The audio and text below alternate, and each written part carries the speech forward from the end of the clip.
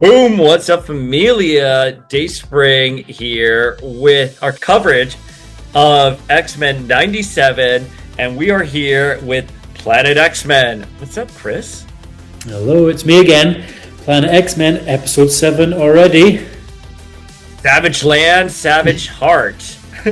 Oh no, Strange Land, Savage Heart.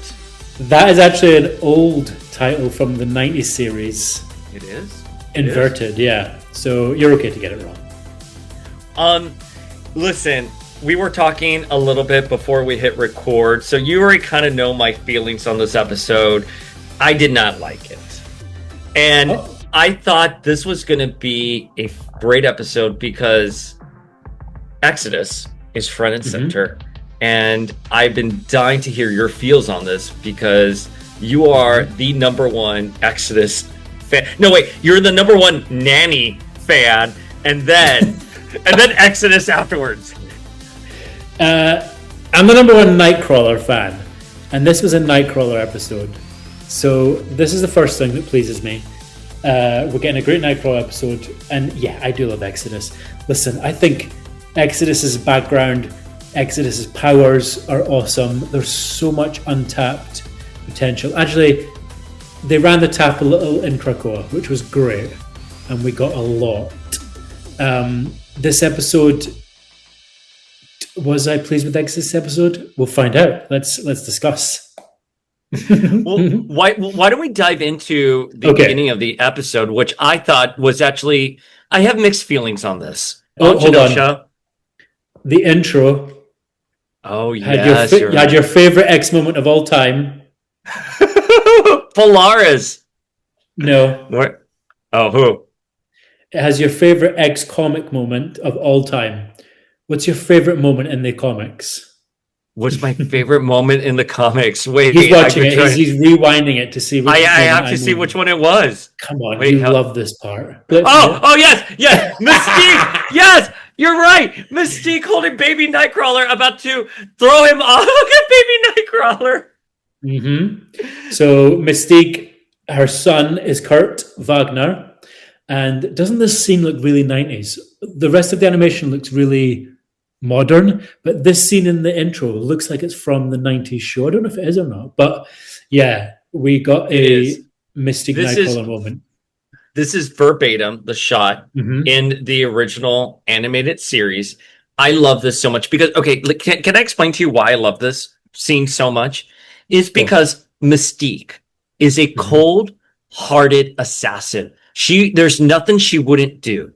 However, as she is holding her baby at this waterfall, about to throw him off and kill him, she begins to cry because even this is a bridge too far for Mystique. Mystique is literally like, damn, this is fucked up what I'm doing.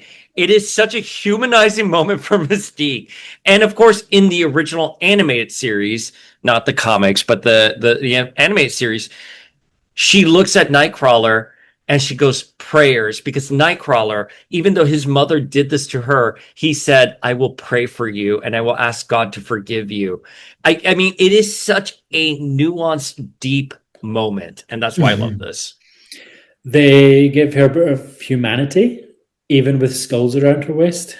Those are the other babies she killed. Well, she didn't kill Graydon, did she? No, she didn't. She didn't throw him off a waterfall. She should have done it to him. I thought of you instantly when I saw this. Is it the only time we've seen Mystique this whole time in the show? Who knows? Maybe it is. Maybe she's within the episodes and we don't know it. Yeah, I think Mystique is going to rear her ugly head soon enough. But yeah, I mean, the opening scene is we get a flashback to Genosha, and on Genosha, Colossus and Magik were there, and Magik perishes in this moment. Okay. I've spoke to quite a few people about this. People are mad at this whole scene. I get why. So Illyana Rasputin, her mutant power is teleportation, right? She can create stepping discs and teleport. She just stood there while a big green ray pulverized her. It didn't make sense.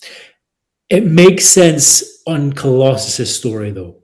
So somehow in this episode, we need Illyana to die so Colossus can join the Acolytes and have a reason for trusting Exodus. So Illyana has to die. It's in the comics, in the Fatal Attraction saga. The easiest way to do that was Genosha. Let's be honest. We couldn't have a whole episode. Yeah, we couldn't have the legacy virus. We couldn't have a whole episode of Illyana dying. The quickest way was Genosha. Look, guys, it was lazy, but it was necessary. Okay, you know what? This is why I've been dying to talk to you, because you just epitomized exactly how I feel. It was necessary. You're absolutely right. Mm-hmm. It was necessary, but it was lazy. If you're going to kill her on Genosha, show her actually putting up a big fight. Now, interesting enough, in the original animated series, they did show an alternate future where the virus, the legacy virus, it was never called the legacy virus, where they show her dying of the virus. So they kind of already touched upon that in the original series. Very briefly, it's like a blink if you miss it moment. Right. So if you're going to put her on Genosha, let her die hero. But the way they did this was just so like insulting to the character. It was lazy. Why does she have an X-Men uniform on? Like, like she has a standard X-Men New Mutants uniform with an X. Didn't even notice that. Like, didn't even notice that. Like, for no reason whatsoever, she's wearing this costume, and she has a soul sword, and she's older because in the original series, which I know, let's say it's 4 years have passed, she was like, what, 10? So she has to be about 14, 15 here. Okay. Let's say that she's wearing the Russian X. And it means something in Russian. Let's just make an excuse for them. I know they have that letter. And it sounds like but look, Scottish word. Colossus doesn't have the X on him, on his belt. Sorry. True. That wasn't... that is good observation. That's annoying. It's lazy, but it's necessary. You epitomized it. You hit it out of the ballpark. She needs to die so we can get Colossus as an acolyte. Fair enough. Do you know what I think's happened here? Do you think they had Magic's character model from the Madeline Pryor fight with Morph, and they just used it here because Morph had an X on his belt? Like, I mean, the behind the scenes. Could that be? Yeah. Yeah, I agree with you. I mean, listen, we know this from Larry Houston with the original series that once the character models are done, you can recycle them later down the line. So yeah, you're absolutely right. I just, again, like, I wish it would have been a cool fight scene. Another note that I have is that I just feel like 97 is killing off characters before we have a chance to care about them. Like, it just feels like it's just gruesome. It could be a Krakoa theory. I want to go with that. But I don't know. I do agree with you. Yeah, we've had Maverick, Magneto, Gambit, Magic, blah, blah, blah. Yeah, she could have gone the way of Gambit where she was like impaled from behind, where she didn't see it coming. They could have done it a bit better in the same amount of time. But Magic, look, Gambit is like a sly, cunning mutant, but like he can go down easily. A wild sentinel like that will kill Gambit very easily. Yeah. Same with Marrow, same with Banshee.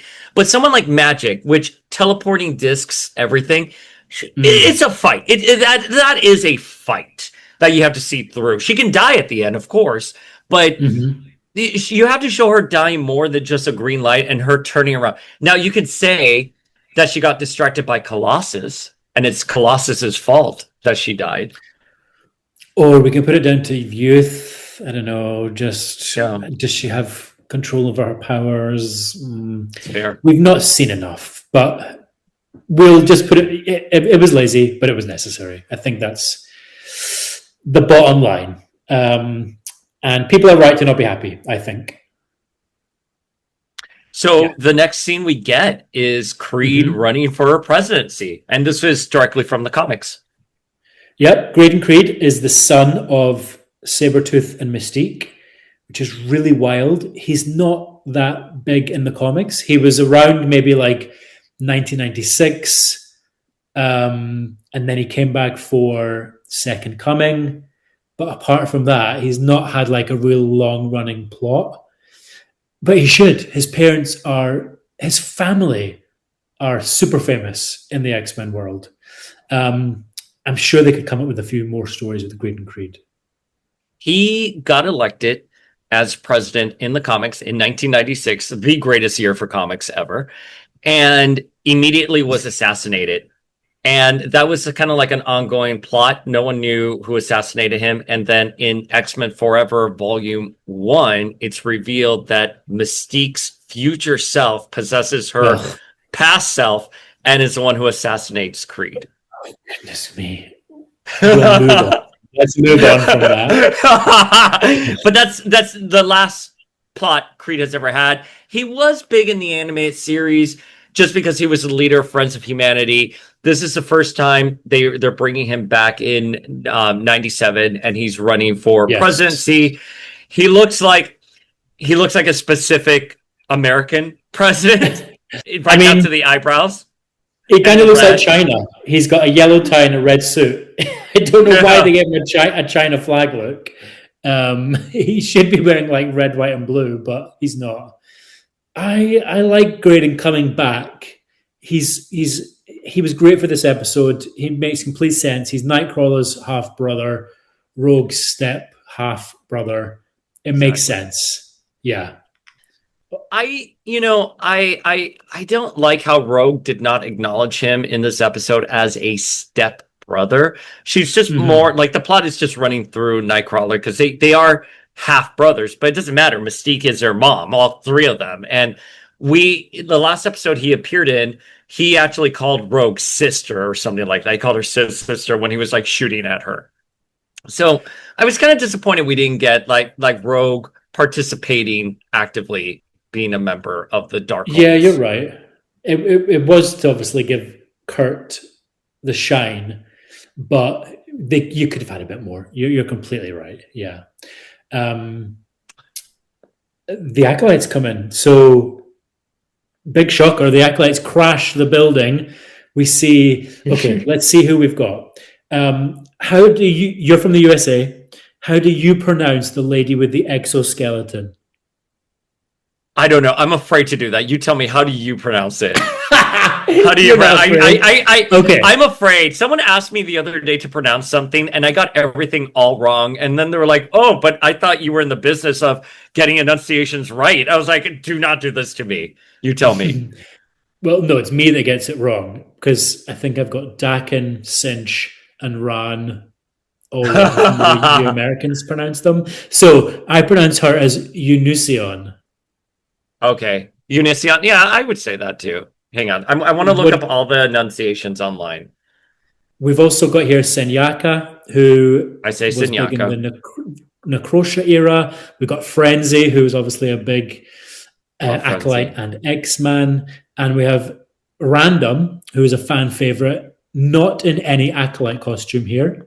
So I was shocked. Why is Random not, like, why is he just in his X-Factor costume? He's never had any other costume. I know, but why wouldn't they put him in the Acolyte costume, though? If you're going to put him Maybe he's like so badass. He's just a rebel. Like, I wear my own clothes. Let's go with that. He's just like, yeah, I don't need any of that. I don't know. Okay. And I can't remember the other two here in this scene. Isn't this, what's his name? Gargoyle? It's not Gargoyle. I'm forgetting his name. It's like Batwing or something like that. I have Batwing. I have it written down somewhere. I have to like find this is a good team though. Senyaka, Random, Frenzy, Eunusion. These are kind of fan favorites, I want to say. You know, they've been around for a long time. Well, Frenzy, I'm shocked we haven't gotten more. So she was in the original series, but I'm shocked that she's never taken a bigger step in other animated series, especially she was big in Mike Carey's era when he was writing her in the comics and Age of X. Right. She was on Krakoa. She was on Krakoa. She was part of S.W.O.R.D. recent X Factor. Yep, she was. I like her. I like her too. I'm a big fan of Frenzy. We love Joanna. I stand her and Cyclops. Her and Cyclops should have hooked up even more after Age of X. People have never forgiven Frenzy for killing. Is it Sharon Friedlander? Is that her name? Oh, yeah. Teacher. You're right. Yeah, Frenzy killed her. I want to say Uncanny X-Men 300. He did. Great shot of Colossus coming in. So Colossus drops from the sky. We know why he's here now. We've seen Ileana's death. Exodus obviously survived Genosha, right? Remember we saw him dancing in the original episodes last series. And then if you go to the next scene, Exodus falls from the sky and says nothing. Like, he doesn't have to say that. No, his first appearance. Oh yeah, that's 100% it. Yeah, you're right. With the light, he appeared in the sky. He said nothing, and he flew away. This was a good nod to that. You're absolutely, man. I didn't even notice that shot. You're absolutely right. All right, I have some feels though on this because one, I think Exodus's entrance, I even like it now more than ever. 100%. That's great. So Exodus is not the problem here. But you know what? I'm not liking. So in the comics, Peter becoming part of the Acolyte was because he was such a good-natured, wholesome guy. He lost his sister, drove him over the edge. I don't feel we get that emotional, like, stunt, like sting, with him here, because it just feels hollow. Because again, we just met Illyana and she's dead within seconds. And I mean, sure, fine. I don't know. I mean, he must have joined the X-Men sometime in the last few years because he knows Nightcrawler and he has an outfit, and so does Illyana. That's the only logical explanation here. Yeah, the Nightcrawler reunion did kind of confuse me as well. So originally Colossus did appear, as we know. Yeah. So he appeared in the episodes with Omega Red, and was he in the other episode with Omega Red? I remember there was the Darkstar episode. He had some good episodes. He wasn't in it too much, but we knew him as a good guy. And yeah, he kind of storms the stage. And I have a lot to say about Piotr at the end of the episode that I want to say more then than now, because there's a scene which really disturbed me. Okay, which we're going to get into much later. So yeah, I do agree with you. We're kind of running on. We're just going to have to suspend our belief. And maybe Exodus is... We suspend our disbelief, and it's also on the assumption that people know these characters from the comics. That's one of my grievances, because he has a good heart. He has a good heart. We know this from previous episodes, but it's been a minute since we've seen him. Anyways, so cut to the X-Men and the bar, and they see what's happening with the Acolytes, and Graydon Creed is abducted. Jean looks angry all of a sudden. My note was going to be, this is Madeline Pryor, Paul Smith hair that she should not have, but Jean's like, you know what, Madeline, you styled our hair really well, so I'm going to steal it. And then what's happening here? We got, Jean's in the bar. Exodus is doing a broadcast. We have an odd moment of where he says he wants all the mutants freed that are imprisoned, and the shot goes to Pyro and Avalanche, but we never hear from that again in the episode, which is really interesting. And we kind of know that Pyro and Avalanche are coming in season 3 from what we've heard rumblings in the new clip. So yeah, Exodus is doing his whole spiel. Okay, Exodus is English. This is a big deal. And it kind of annoyed me. So I know a lot of people are American, and that we got in the comics are Americans, but the characters that are from Europe, sometimes, and also South America, I know that some Brazilians get mad about sunspots, Spanish, Portuguese lingo, but Exodus is French. Okay, his name is Benet du Paris, which is a ridiculous name for a French person, but he's French. He also says bon journée when he signs off, so we know he speaks French. Why did they make him English? This really irked me. Yeah, no, we're on the same page. It baffled me. Because I was like, why at the end is he saying something in French when he sounds English the entire time? He's supposed to have that. I always read him with a thick Parisian accent. If you can have a German-sounding Nightcrawler speaking English, why can't we have a French-sounding Exodus? Exodus's origins are that he went through the Crusades and that's where he met Black Knight's ancestor and Apocalypse, etc. So it doesn't make any sense to me why this guy is English. For me, I voice casting, listen, I don't know why we finally get an Exodus render and they just can't nail the things right. And you think that Marvel would have flagged this sometime during the production process and been like, oh, this character is supposed to sound like this. You know what I think it is? I think it's the Hollywood thing of the bad guy needs to sound posh and British and sinister. No pun intended. Hollywood does this a lot. They hire an English person when they need a villain. I don't mind that. I that's fine. Like, this English accent sounds good. Villainous. It doesn't suit Exodus' character. Agreed. Yeah.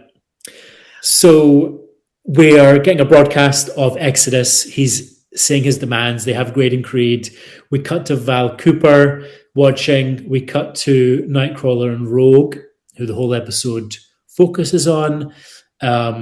We see Nightcrawler has a file that says known ties, and it's got pictures of him, his mother, his father, his brother. No, not Nightcrawler's father. That's Graydon's father.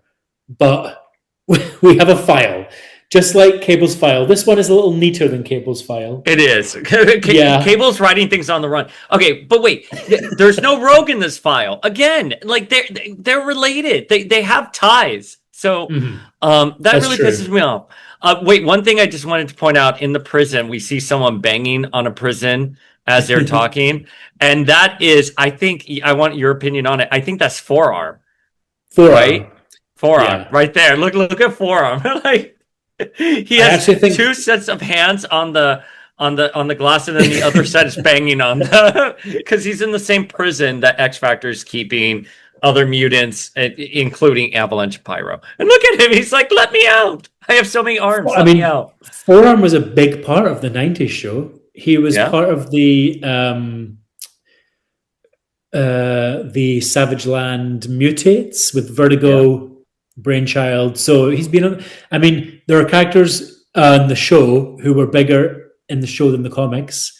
I want to say all the henchmen, like the Nasty Boys, the Savage Land Mutates. They all had voice acting, and they had lines here. They barely get that in the comics. Go ahead. No, I was just saying. No. Well, A, I was about to sneeze, but two, it just occurred to me though that one of the things that made the original animated series so great were the voice actors, and part of that is that these people were not like cartoon actors; they were like Shakespearean trained thespian actors. And I think some of the additions to X-Men 97 have been really great. I don't know who voices Exodus, for example, but I will say I think the pedigree of voice actors you get with like Lenore, Catherine Disher, Alison Seeley Smith, Cal. Yeah, I mean, they're just so good. And I was wondering, my mind drifted to all these voice actors, and I'm like, is Disney putting that much investment in the voice casting as the original series did? And I don't know if it's true. And again, I think some of the new voice actors are great, like Guy, who does Sunspot. That to me is just the voice of Sunspot going forward. But some of the other ones, Colossus, they're great. Bishop is great. I love the new voice actor for Bishop, but I kind of like I'm ruminating on the Exodus of it all, because I do agree. I'm just like, not to go back in the conversation, but that's where my mind went. Don't get me wrong. Exodus's voice actor is really good. He does the character well. It's just not the character from the comics. He's French. I mean, to change somebody's origin like that, I just don't know why. But if you're the voice actor of Exodus and you're listening to us now, you're good. You're good. You're really good in the role. I just wanted someone with a French accent. So like the file has Creed. And Nightcrawler is like, shit, I guess we're going to have to go help my stepbrother. Now, the one thing that sort of throws me here in the next scene where we're going to get a scene between Val Cooper and Xavier. Xavier says, I'm sending my X-Men to a place that you don't even want to go. But I thought X-Corp was created because the X-Men are now outlawed by the government. So now we have both the X-Men and the X-Corp back, but the X-Men should have been disbanded, and now that's why we have X-Corp. True. I'm going to be honest, I'm not completely sold on X-Corp yet. It felt shoehorned in. Oh, yeah. And a bit confusing. So I understand why even the writers were like, send the X-Men. Yeah, no, I agree. Yeah. But again, it's inconsistent. It's muddling all this continuity, which again, the reason why Xavier leaves the school, leaves Storm as headmistress is because the X-Men are now outlawed and now they have to do X-Corp, which is, operating on an international level and a loophole to the US government outlawing the X-Men. So why are they calling them X-Men? But then Polaris and Bishop are in X-Corp style uniforms. Well, remember, none of this takes place in the USA. So the American government might have outlawed it, but they don't have jurisdiction in Genosha or the Savage Land. So I can see, they're not operating within the US. And maybe that's why like Cyclops and Jean aren't here because, well, are they part of X-Corp? Yeah, I guess. They are. It's not really clearly defined. No, but to your point though, and I agree wholeheartedly with you, X-Corp is not defined here for whatever, and I agree with you. The writers were like, this is just stupid. Let's just go back to X-Men because this doesn't make any sense. And by the way, the idea of X-Corp is interesting, and in the comic books, very interesting. But I think in the context of the cartoon, it's just not good. Yeah, they need to explain it a bit more. So I just want to briefly go back to the Val Cooper Xavier conversation. Are we still going with the theory that Val Cooper is Mystique at this point? What's the current consensus with you guys? Yeah, let us slide into our DMs at Planet X-Men and Power of X-Men. Let us know what your feels are. Is this Mystique? I think it's Mystique. I really, and again, I'm only going to say Mystique, very cunning, and I will tell you, the biggest thing for me was last season Genosha, where she was curious about Rogue. That to me was the biggest indicator. Oh, okay. Yeah, I mean, I think maybe the show is going with that plot. Do I agree with like some of Val's? Some of it doesn't make sense, especially the Polaris episode. It doesn't mix with Mystique's intentions. So if it does become Mystique, I will be slightly disappointed, but I can completely see why people are saying this theory. Yeah, I think, man, like I'm always going to be curious about what other people think, so I always yield to like another perspective. But like for me, until we see otherwise, it seems like Mystique. You bring up the great counterpoint that she's very knowledgeable and doing a lot of things that's like would be a waste of time for Mystique. So if this is Mystique at this point, she should have been revealed a long time ago to be Mystique. So I think that's a compelling counter argument. Unless they reveal it as like Destiny told her to do this or something, it's like she was just going along with whatever Destiny told her, like get Polaris off the team. The chess pieces need to be put this way, do this, do that. Then that would make sense. We maybe think Mystique and Destiny are coming in season 3. So this is kind of an ongoing development. It's an ongoing theory. I'm quite excited for what people think. Yeah, DM us again, Planet X-Men and Power of X-Men. I have to tell you that if it is revealed that Destiny has been pulling the strings all along, I will be very happy. Destiny writing in her little diary. She has her little diary and just drawing things. I would lose my mind if it was Irene Adler pulling the fucking strings here. Imagine we got the Destiny's Diaries, Extreme X-Men. Oh my God. Let's not hype ourselves up. No, that is too good to be true. If this season ended with the Neo forming, like everything, I would be so happy. The Neo, Extreme X-Men, everything. The Crimson Pirates. Oh my god! And everyone's in their X-Men Revolution costumes. Oh yes, and then I would be happy. What's his name? Bogan. Oh, Elias Bogan. Elias Bogan. Bogan. Ellis Bogan. Yeah. We're going too deep. We're going too deep. Pull it back. Pull it back. Polaris and Bishop. What are your thoughts on Polaris? We're losing them. Losing them. Yeah. Okay. I wanted to talk about Polaris and Bishop actually. Yeah. Go for it. Is this a thing that you've picked up on, or? So I do know from behind the scenes, like scoops, they were supposed to be a couple, and I think they've retconned the couple out. I don't think they're. I think you still see hints of it in the animation, but from various sources over the years, people kept telling me you're going to see Bishop and Polaris together. I think the flirting's there, but I don't think it's as obvious of a pairing as I was told it would be. Are you into it? I don't dislike it. I'm kind of into it. Yeah. It's so unfair that Bishop never gets a love interest that deep. Yeah, and I think they get each other. Pulled away from him. He had Sage pulled away from him. He had Jean Grey pulled away from him. If you're a Deep X fan, you know that reference. It never works out for Bishop, and I want it to. He's had a relationship with Cable more than any woman. Yeah, no, let's be honest. Right. Bishop deserves it. Give him Polaris. Post Messiah complex. He was obsessed with Cable and Hope. I'm trying to think of why these two would come together, and I think it's because they have similar backgrounds in that they've left their homes and they find themselves at Xavier's, and they have to defeat danger and help usher in these new kids, and they were going to bond, and they're very attractive characters. So, hook up. It's hard to break into an established group, which the X-Men are. Sometimes the X-Men are not too welcoming, as we've learned in the past, to newcomers. So maybe these two feel a bond that they're kind of new on the team.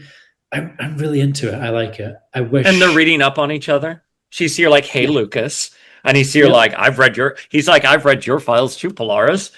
I mean, they have nice chemistry, and so something attacks the plane and they lose their powers, and Bishop goes flying out, and Polaris is like, no, I'm going to save him. She has a parachute and she flies in after him and she grabs him, and they fall to the ground and they're on top of each other. And it's a pretty hot moment. I mean, it's sexy.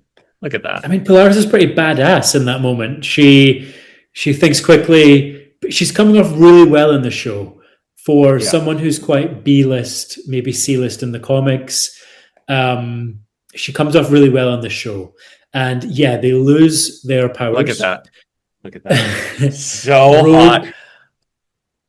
Everyone's lost their powers. Rogue actually calls back to the original Reunion 2-part episode where the X-Men came to the Savage Land and Sinister turned off mutant powers.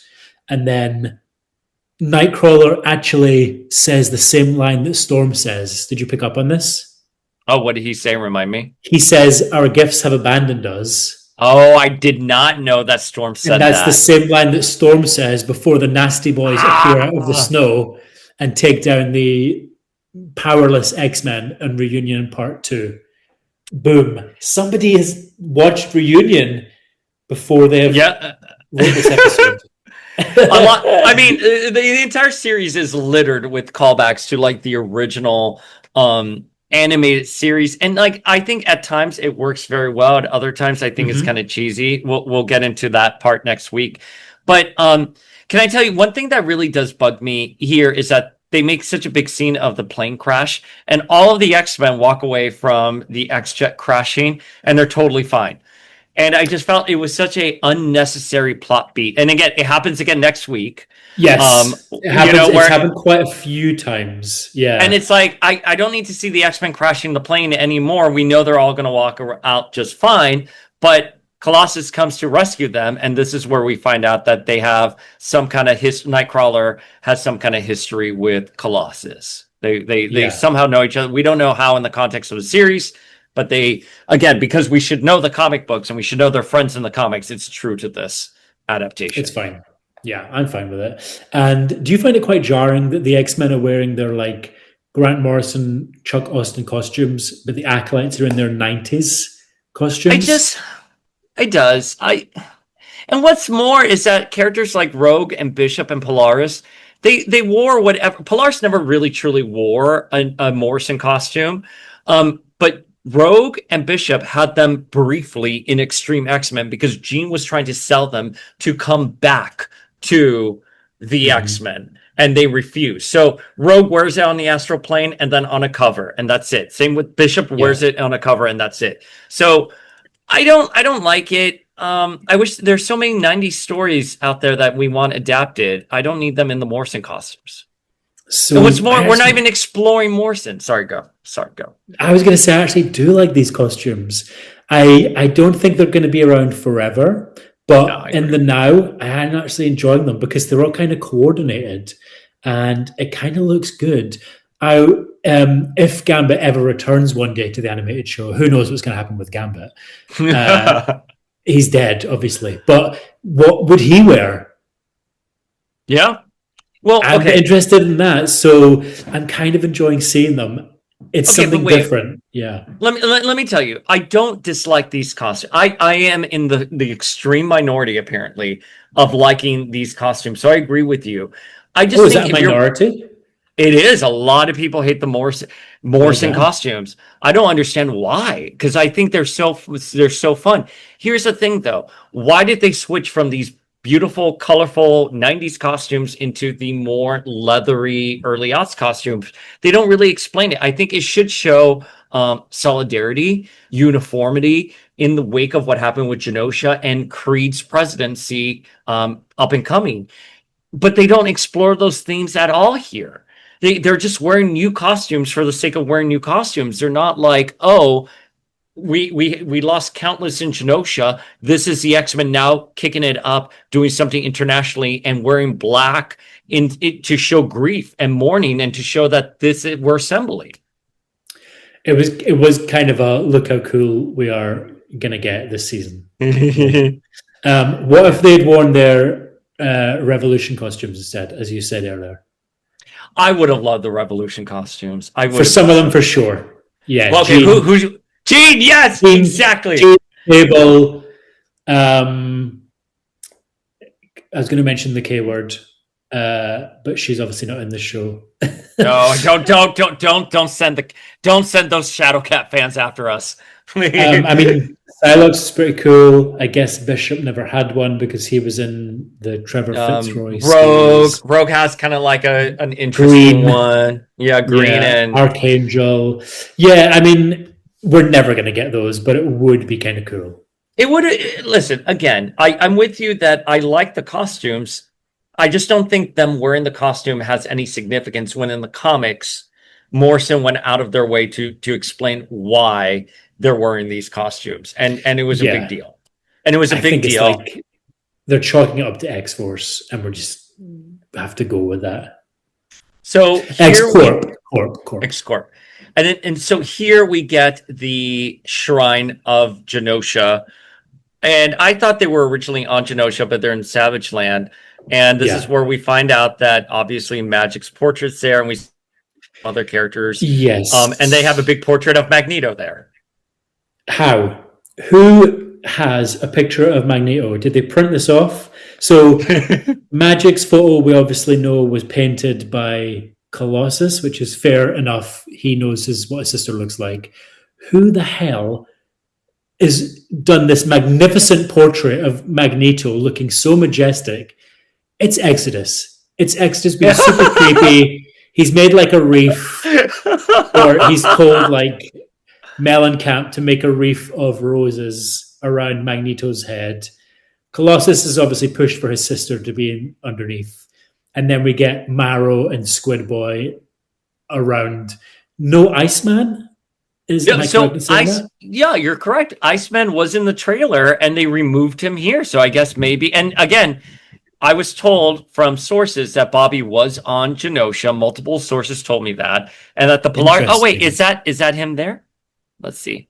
So that should be Iceman to the left of Rogue's head, but it was clearer in the trailer that it was Iceman. Here it's a bit more nebulous. Okay, that is not a place for. First of all, I really, you know what? Maybe the acolytes just wouldn't put a picture of Iceman anywhere because he's an X-Man. It would be really strange, but we're gonna have to put a question mark over this one. But look at Sammy the Fish Boy. Sammy has a huge portrait right next to Illyana. And Maddie was an X-Man. I mean, she was, briefly, And by the way, it's 2 photos of Magneto. There's one by Colossus's head, and then the one all the way with the reef. Yeah, the acolytes have gone really weird here. Let's be honest. This is weird. Look at this. Who did this? Okay, wait. Can I also add some other thing here? Like, Rogue really does not have a significant reaction to Eric's death. She doesn't care. She's like over it. Like, for everything that happened last season, she's just like, oh yeah, I guess Magneto did die. Yeah. And I don't know if this is maybe the point to talk about this, but nobody has any reaction to Polaris being here. You're right. She's the daughter. Or did the acolytes know that she's the daughter? Well, no, I don't know if it's public. I mean, Xavier knows, and she has magnet powers. You would think that would come up. You're absolutely right that no one's like, oh, Magneto's heir is here. Wait, and it was a big point last episode where she has to accept that she's Magneto's daughter. And that she's I thought it would be, I thought it would be a bit more to the forefront of this plot. They didn't even acknowledge it. So, yeah. Another question mark. Yeah. You see, now she's being treated like she is in the comic books. They're like, oh God, here comes Lorna. Like, here comes crazy Lorna. So are we saying Exodus forced Colossus to paint Magneto's majestic picture? Yeah. We're absolutely, we're 100% saying that. Like, poor Colossus is like crying over his sister, and Exodus is like, no, now you gotta do Magneto. But here's the thing though. How do they know Magneto died? Like, everyone knows Magneto died. Did Xavier send out a press release? Oh, that's true. Magneto didn't die in Genosha. Magneto died. No, he died in the past. And there was no body left behind. So they're all accepting that Xavier told the truth. You know what? Maybe they don't even know he's dead. Maybe they just have a picture because they're crazy freaks. Listen, if you're an acolyte and you're listening to this podcast, I didn't mean that. That's a joke. I respect. That's the acolytes. The acolytes are going to come after us. No, by the way, I have to tell you, the one thing that does save this episode for me is Exodus and the acolytes. I love how juicy it is here. Exodus walks into Graydon Creed's cell with Nightcrawler, and he has a giant, not even a headpiece, it's a shoulder piece. Exodus, I don't know how you walk around with that. I don't know how you sit down. I don't know how you eat your dinner. I presume you take it off to sleep. It's stupid, but it's magnificent. You look amazing. Never take it off. Beautiful. What a beautiful design. This is a character that just looks good. This is a character I want to follow along. You know what I mean? Like, I want everything with him. Sorry. Continue. Like, he's great. The scene goes between Nightcrawler and Exodus. They're going back and forth. We're getting a lot of religious connotations. They want a trial for Graydon Creed. And then Colossus comes in and says he is going to be the judge. The judge. Yeah. Like the mediator. The mediator. Exodus is pleased at this.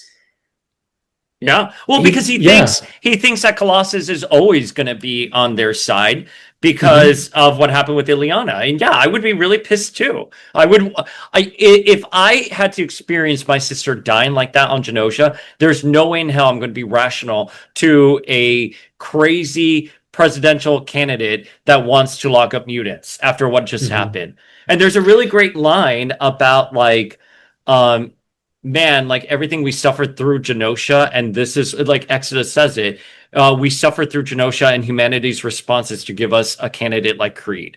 I thought that was powerful. I would be pissed off too. Yeah. We'll discuss it a bit later, but Exodus is right to want Colossus as the mediator. we'll get to that a bit later. So yeah, we're going to get a trial here. Nightcrawler is super confident. He can convince people.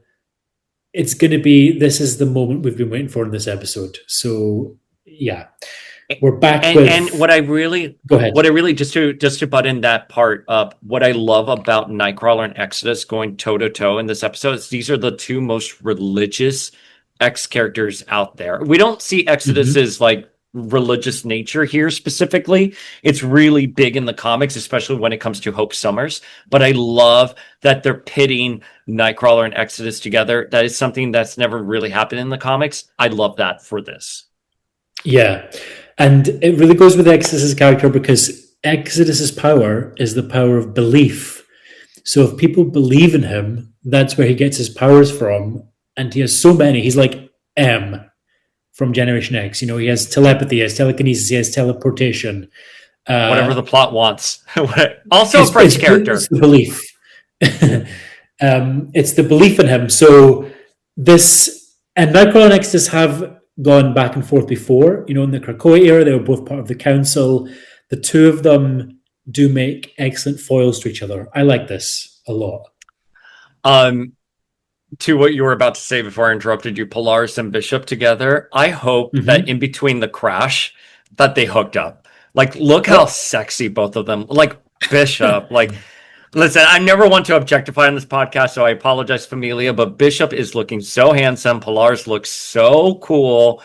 I hope they had a moment together and hooked up, and we just didn't see it because these characters, I think, have great chemistry. Look at that. Look how she's looking at him. And look at him. Like they did something in between scenes. We'll never know. Okay, so we're going to get to the Acolytes now. And we are given a widespread shot of a who's who of flop mutants. This is the worst of the worst. We've got Amelia Voight here. We've got Rusty and Skids. Random is back. We've got Tempo. There are a lot of unvoiced mutants in this whole cannot scene. believe Tempo was not voiced. I have been waiting so long to get her on like an animated series. I lost my mind when I saw her. I was so excited. Do you know which Acolyte they didn't do? The one that has like two brothers that are like conjoined. Oh together. yeah. I want to say the Kleinstock brothers. Yeah. Mellencamp is there. Mellencamp, who like Jean Grey whipped his ass, like yeah. Was it 300? Madrox? It was 300. And then did Madrox kill him? Yeah, Madrox did kill him eventually. Senyaka is back. All the A-list Acolytes are back. You gotta have the And then Colossus is there on his throne, ready to hear the case. And this is where Nightcrawler and Exodus put Creed on trial. And Nightcrawler is completely right here. Does Graydon Creed hate mutants or does he hate his own parents? How do you feel about that? Because I got a couple DMs about that idea of Creed hating his parents, hating himself, and that's why he hates humans or mutants, excuse me. How did you feel about that? That is his whole character. He hates mutants because he hates his parents, right? Yep. So Nightcrawler is completely right here. And Graydon knows it, but he doesn't care. He's so deep into the well at this point. He's drank so much of the Kool-Aid that nothing's going to convince him that mutants are good, even if Nightcrawler says, you just have issues. Agreed. I couldn't agree with you more on this. I like that we're seeing why someone has hate in their heart to the extent that Creed does. And it doesn't matter that he acknowledges it. He's still going to be a vicious asshole. And it's a really interesting question. Should he be put to death? Is he worthy of redemption? Even given the opportunity to redeem, as we'll see, he'll still do horrible acts. I thought this was my favorite part of the episode. I think it posed a very deep moral complex question that even if you can pinpoint the reasons for hate, people are still going to do nasty things, even if they're aware of why they're doing nasty things.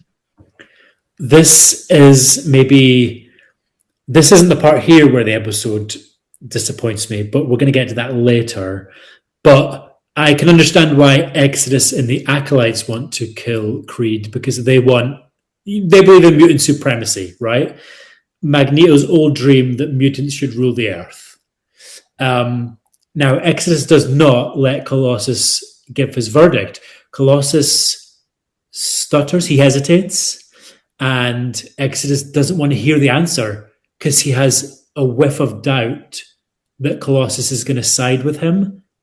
So he attacks Colossus.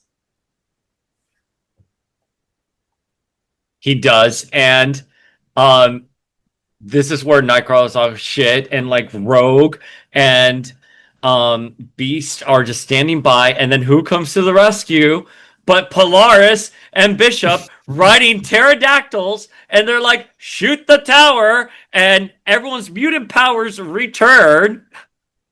I thought this was so cheesy. Another throwback to Reunion, when the powers returned, they activated. This is a good action scene. We get Nightcrawler and Exodus having a sword fight, like a teleportation sword fight. We get Polaris knocking out half the Acolytes. She knocks them all out straight to the head with somebody's armor, I want to say. We get Bishop taking out Rusty Collins. I mean, this is a great shot too of all them running into. Yeah, I mean, it's the action sequence great. I didn't like them coming in on Pterodactyl. Oh, poor Amelia. Amelia gets just smacked there. I just like. It just felt like kind of like weirdly forced to have a fighting scene here, which I'm not upset about, of course. But then Nightcrawler and Exodus are fighting. How did you feel about this as both a Nightcrawler and Exodus fan? I mean, it was a good fight. We know Exodus can teleport. They were keeping up with each other. Exodus could have done a lot more. He's obviously really powerful, but Nightcrawler held his own, and it made Nightcrawler look good. Nightcrawler is now, in the second half of this season, really coming to his own character. He's got more screen time than Jean, Cyclops, and Rogue now, right? Agreed. In this season, I'm not mad at it. Nightcrawler is one of the greatest X-Men of all time. There's no doubt that he is one of the best X-Men characters of all time. And this is a moment. So what happens is when he's fighting with Exodus, Creed shoots Exodus and kills him seemingly, and then comes and holds his brother hostage. And so this is a moment where Nightcrawler has to come face to face with, I was trying to redeem my brother. I was trying to believe in the good in him. And yet look at the mess now that's happened. He's killed Exodus and he's taking me hostage. I think it's such a great plot beat. I don't like that Exodus went down that easily. I thought that's such an insult for the character, much like Magic. I think the writers didn't really have a choice other than to kill him, because Exodus is so powerful. You have to take him off the board somehow. I don't know how else. I don't know how else the X-Men would have. I don't know how else the X-Men would have been let go from the Savage Land without Exodus going down. I mean, they could have redone the power damper thing. I don't know. And listen, it's fine. Again, like with Magic, these characters can die, but like it's a way they're so easily taken down. And again, I understand the emotional beat they're going for. Maybe Exodus here is right. And that Creed should have been killed because look at what he did. Given the opportunity, Creed killed him. So I get it. But I just think, again, there's a way to kill him, and this just felt cheap. And again, I'm just getting the fatigue of them killing every interesting character. And I like Exodus a lot. I like Magic a lot. Kane, Maverick, like all these characters are just being killed. Maybe, well, I still think my Krakoa theory, but maybe they're raising the stakes for X-Men 97 because nobody was really killed in the original show. Yeah, that's fair. Not Morph, not Jean, was never even alluded to. Wolverine wasn't even going to stab many people unless you were made of rock or something. So I understand they're raising the stake. I'm not mad at it, honestly. I think it was the only way to write Exodus out of the show, and it was a good way of showing Nightcrawler's fury that even if you do become what Exodus said you were going to become, Nightcrawler still can't kill you, which is really true to the character. Nightcrawler's faith is so strong, and no, you should never kill anybody. I'm from a country that doesn't have the death penalty, so I don't even think, I don't believe even Graydon Creed has a right to his opinion, no matter what. If that's the wrong opinion, then that's the wrong opinion. He shouldn't die for it. I think if you take another person's life, that's I think the main reason in the some US states, why people have the death penalty is maybe if you take another life.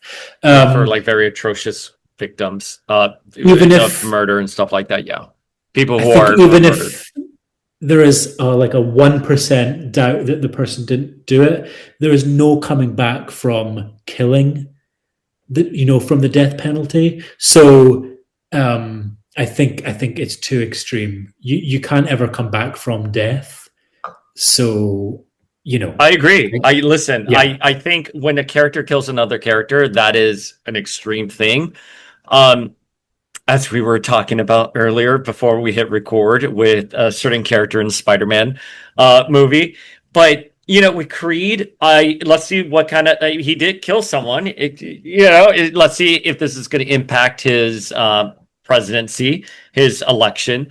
Nightcrawler teleports him outside of the Savage Land, which is in Antarctica, so he's out in the snow. And again, it's a Batman thing. I'm not going to kill you, but I don't have to save you. And Nightcrawler teleports away, leaving Creed there. And then we get a moment with Colossus and Nightcrawler returning to the mansion. Okay, here we go. This was one of the worst scenes in the whole series for me. So I think it's even a comedy moment. Colossus turns around and said, "Do you have a question for me?" And Nightcrawler says, "Whose side would you have taken, mine or Exodus?" And he says, "Exodus."